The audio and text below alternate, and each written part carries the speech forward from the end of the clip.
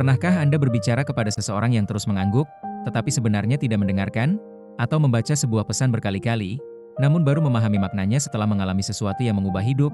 Begitulah sabda Tuhan bekerja. Firman yang sama dibacakan kepada banyak orang, tetapi menghasilkan respons yang berbeda. Ada hati yang tetap tertutup. Ada hati yang mulai tergerak, ada pula hati yang diubahkan selamanya.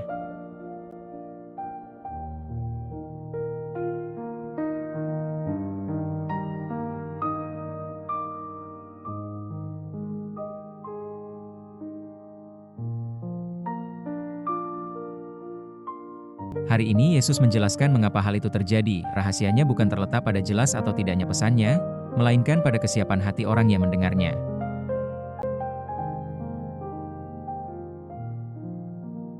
Maka datanglah murid-muridnya dan bertanya kepadanya, "Mengapa engkau berkata-kata kepada mereka dalam perumpamaan?" Jawab Yesus, "Kepadamu diberi karunia untuk mengetahui rahasia kerajaan sorga, tetapi kepada mereka tidak. Karena siapa yang mempunyai, kepadanya akan diberi, sehingga ia berkelimpahan, tetapi siapa yang tidak mempunyai, apapun juga yang ada padanya akan diambil daripadanya. Itulah sebabnya aku berkata-kata dalam perumpamaan kepada mereka, karena sekalipun melihat, mereka tidak melihat dan sekalipun mendengar, mereka tidak mendengar dan tidak mengerti. Maka pada mereka genaplah nubuat Yesaya, yang berbunyi, kamu akan mendengar dan mendengar, namun tidak mengerti, kamu akan melihat dan melihat, namun tidak menanggap. Sebab hati bangsa ini telah menebal, dan telinganya berat mendengar, dan matanya melekat tertutup, supaya jangan mereka melihat dengan matanya dan mendengar dengan telinganya dan mengerti dengan hatinya, lalu berbalik sehingga aku menyembuhkan mereka. Tetapi berbahagialah matamu karena melihat dan telingamu karena mendengar. Sebab aku berkata kepadamu, sesungguhnya banyak nabi dan orang benar ingin melihat apa yang kamu lihat, tetapi tidak melihatnya, dan ingin mendengar apa yang kamu dengar, tetapi tidak mendengarnya.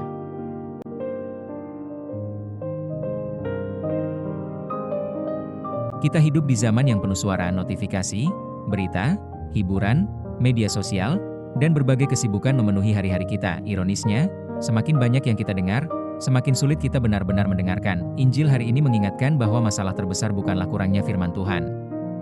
Masalahnya adalah hati yang terlalu penuh sehingga tidak lagi menyediakan ruang bagi suaranya. Mungkin kita tetap mengikuti misa setiap minggu.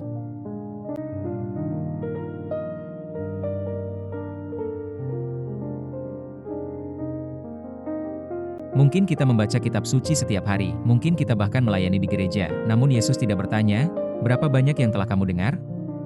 Ia bertanya melalui Injil hari ini, apakah hatimu masih mampu mendengar? Mendengar dalam arti Injil bukan sekadar menerima informasi. Mendengar berarti membiarkan sabda itu tinggal. Membiarkan sabda itu menegur, menyembuhkan, menghibur, mengubah arah hidup.